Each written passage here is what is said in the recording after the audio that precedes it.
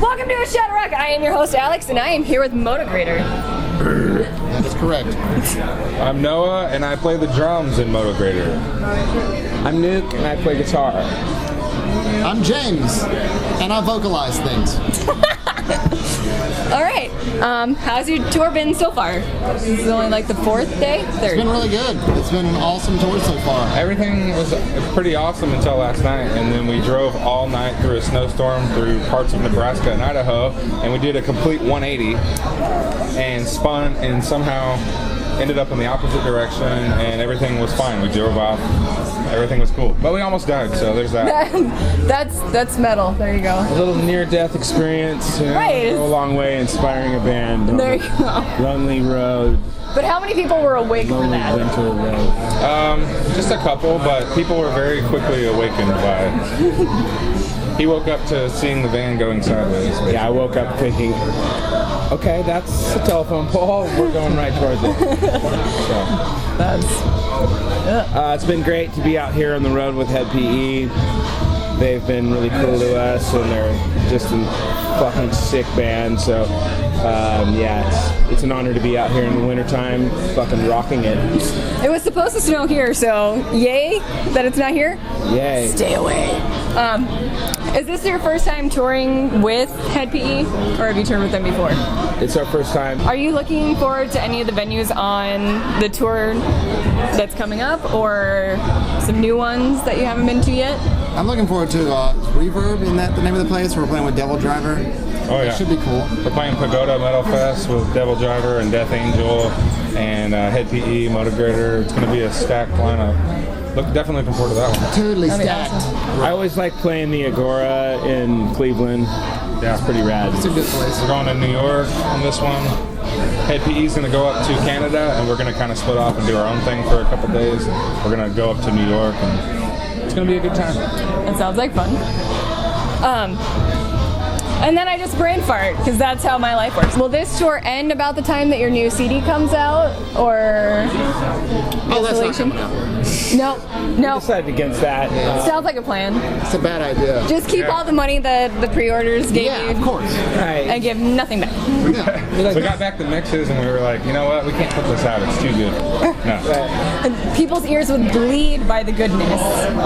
This tour is going to end at the very end of February. Our album is set to come out like April or May. We're working on the official release date.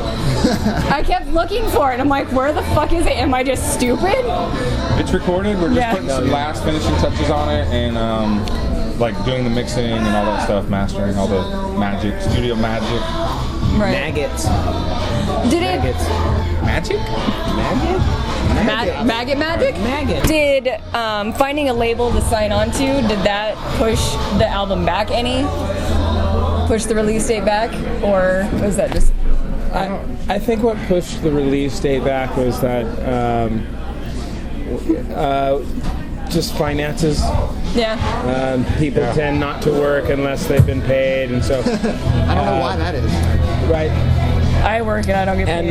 And the album was recorded kind of, haphazardly. It was, vocals first, and then vocals in Denver, and then drums in Detroit, and so I don't know if that had anything to do with the delay, but it's good things are worth the wait. It's been quite a process.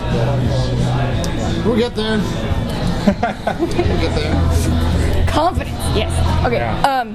How was the writing process for the album? Did you just do it on the road? Did you guys do it when you were apart at home and just send them to each other? How did it go about?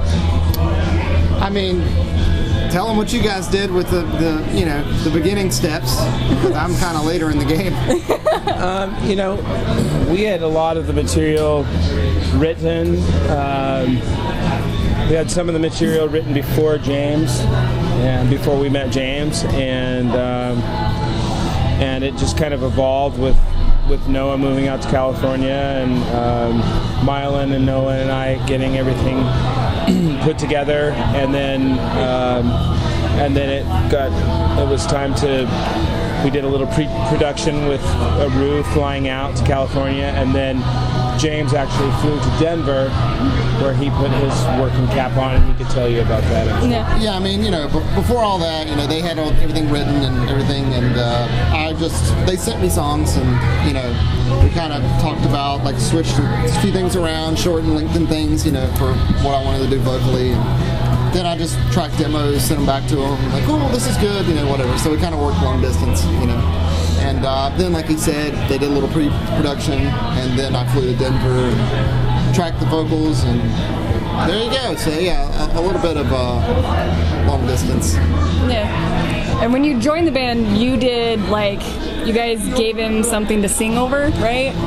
Is that like a test? It was.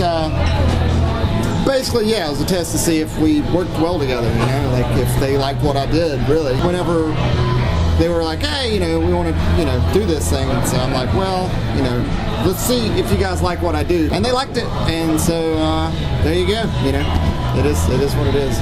Yeah, and we don't want to sound discouraged about the album coming out. It's just that when you're pregnant for 3 years, you really want the baby to come out, and so that's where we're at. We've done everything we can.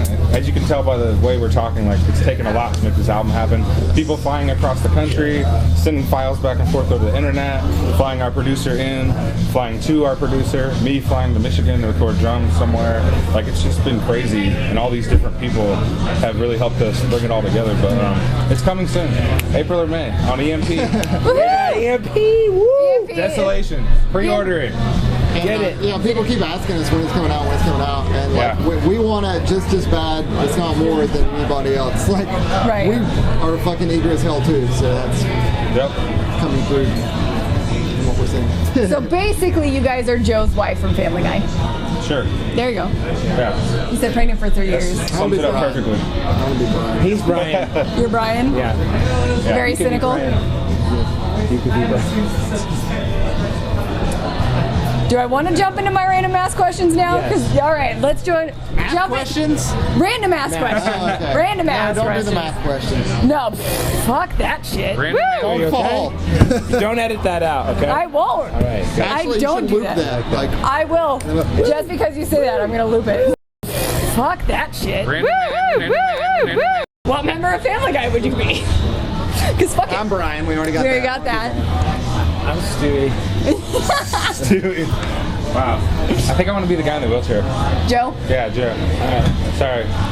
Joe. I'm Joe. I'm Joe. Hey, You're Joe. I'm Peter. Stewie. Hey, Peter. That's all I got. That was nice. It was beautiful. All right, first song you ever learned to play or write? Or sing? First song I ever learned on drums was For Whom the Bell Tolls by Metallica. I joined a little metal band when I was in high school, and that was the first song we got together, and I thought I was going to be a huge rock star. And dreams do come true. What's the first song you learned? Some gospel song. I don't know. Because that's kind of how I got my start, was singing with my grandmother in church. She would play piano and I would sing. Yeah. So that was the first stuff that I did. Amazing Grace or Old, like him. That sort of thing. I mean, I was in That's awesome. choir when I was a little kid and That sang was the Christmas first songs. shit. Yeah. Actually, bands and stuff, I don't even know. I mean, I've honestly never really covered. There's only one song I've ever covered live, and that was Head Charge, which we got to do on stage, which was really cool. Well, you did the Nine Inch Nails cover too with. Well, yeah, that's true. Yeah, I guess that was later. Was that? That What was was that? before. That was before that. Yeah. I don't know. I get all fucked up, but Whatever. but actually, when I was younger, covering something. Cool. Yeah. I don't know, man. It's really difficult for me. My first song might have been Crazy Train. For guitar? Yeah, just the initial riff, and then I had to play for a while before I could even attempt the solo. But I'm pretty sure the first thing I ever learned on guitar was that Nirvana lick. I thought I was so awesome. yeah, and you were. Or probably Smoke on the Water. Or something. Somebody was like, hey kid, check this out. And I was like, oh my god. Whoa, I've done a few Nine Inch Nails songs on piano, so That counts. that does count. That counts. Yeah, I played piano for 3 years. I played La Cucaracha. That's about it. So, Nice. no musical talent whatsoever. Right here. Okay. That's okay. We still like you. Yes! Your friend, yes.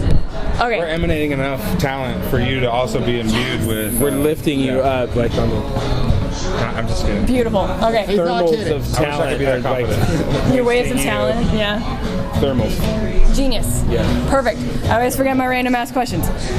One song you wish you wrote. I did not steal these from the 11th season of That Metal Show. That's a good question. Good to know. That's a really good question. Song I wish I wrote. I mean, Happy birthday. Yes. happy birthday. Rich. You would be. Every time it's in a movie. Just every time anyone ever sings Sings it, it. I'm rich. You're going first. Second. That's such a tough question. Yes, A song it I is. wish I wrote. I mean, my first instinct is to just pick a song that would make me lots of money. Right, but like, Yeah. what is something that you're just like? I don't know. I'd probably say Fade to Black. I wish I wrote Fade to Black by Metallica. There you go. That's pretty good. Random. Or Cemetery Gates by Pantera. Yeah. Yeah, that's a good one. Shit.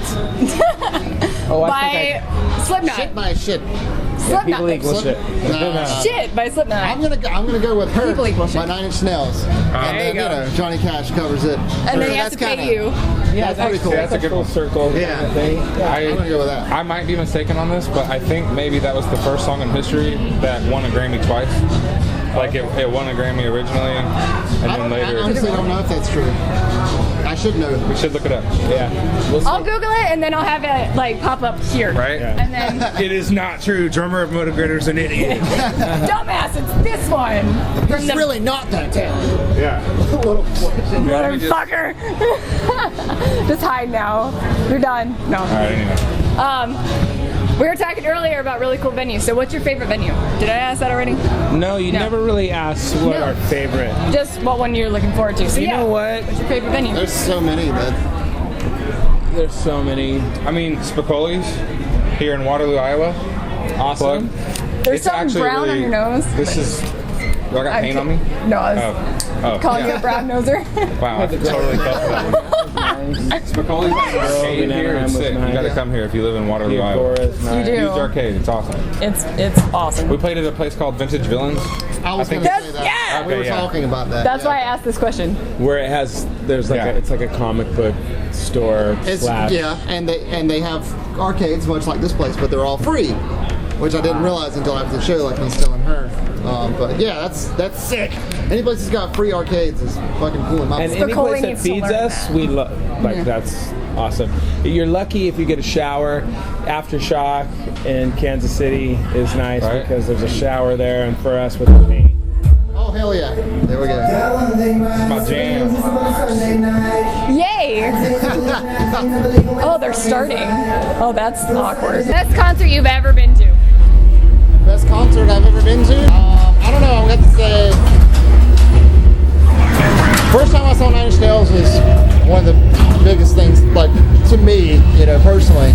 Also, first time I saw Slipknot, which was like, That is such a good show. huh? That is such a good show. Sorry. Oh, what? Which one? Slipknot or Mask? Yeah. What tour was that? It was, the self-titled, their first album, their Slipknot album. It's like right around the time that came out, like right after they'd done the Ozfest thing, I guess. I don't know, it was pretty early on, but yeah, that show was really awesome. Those two shows were what really made me want to do this. So that was important to me. Two of the biggest shows I've ever been to personally. Me next? Go for it. I guess, I got two. Probably Tattoo the Earth with, Seven Dust, Mudvayne, Hed PE, Slipknot, Sepultura. That was fucking bananas. Slayer. That sounds like a great show. And then being part of, being on tour with Korn and Ozzy and Marilyn Manson, and being a part of that was significant. Cradle of Filth, Kill Switch, Engage. That was pretty overwhelming. I can imagine. Yeah. So for me, it was Pantera. I've only got to see Pantera once, but they're my idols, and I saw Pantera live, and the whole crowd was going insane. People People were taking off their shirts, setting it on fire, and like throwing it into the pit.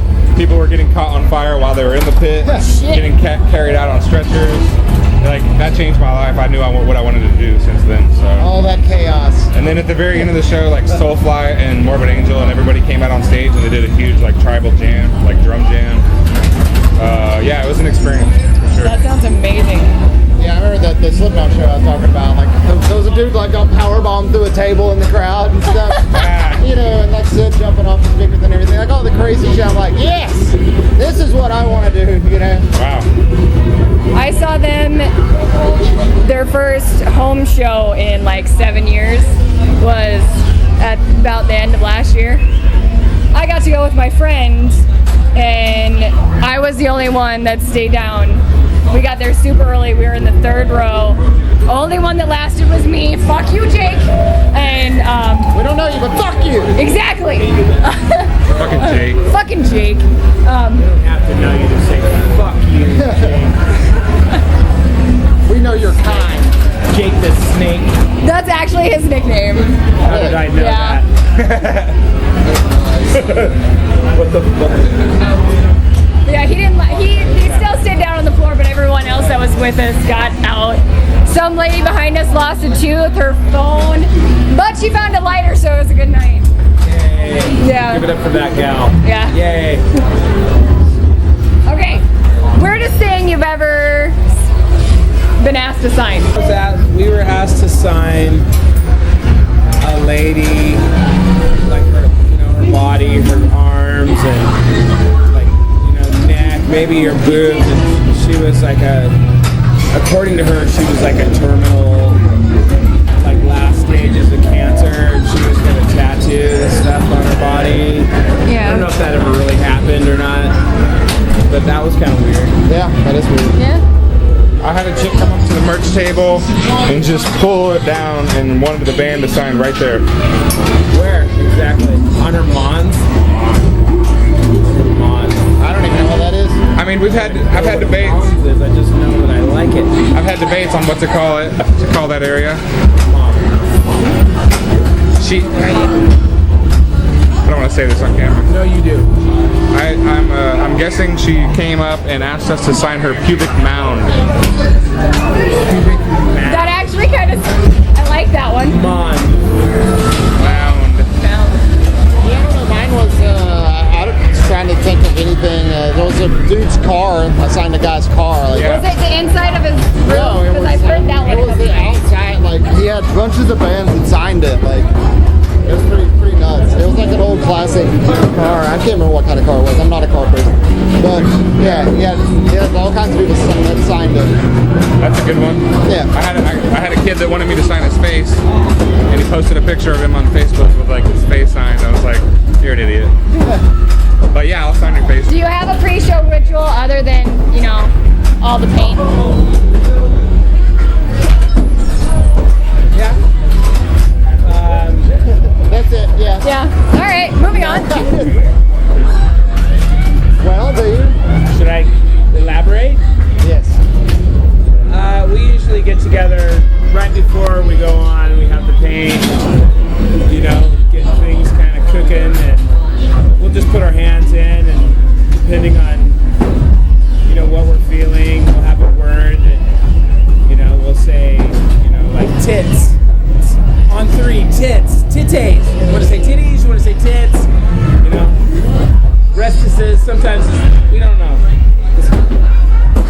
So we'll get together, and it'll usually just be a phrase or one word. A friend of mine passed away the other day, and we said his name, and kind of set a vibe, and we like to do that. It brings us together, right before we go on and do our thing. You guys, no? I was just gonna say, I try to work out every day. I haven't so far yet today. He did, but yeah, he got it in. But I try to do P90 eggs or go jogging or something. I do vocal warm-ups. Paint and get on stage. I do a lot of like hand and finger stretches and all these weird drumstick moves that I've learned over the years to like stretch out my arms and everything. Because I did something weird to my arm, so I try to keep as limber as possible. You guys were doing video blogs or tour blogs when you did that. Yep. That's actually one of the ones I watched last night, so that's weird. We're up to Tour Chronicle 19, working on Tour Chronicle 20. Yep. Go to YouTube and watch our Tour Chronicles.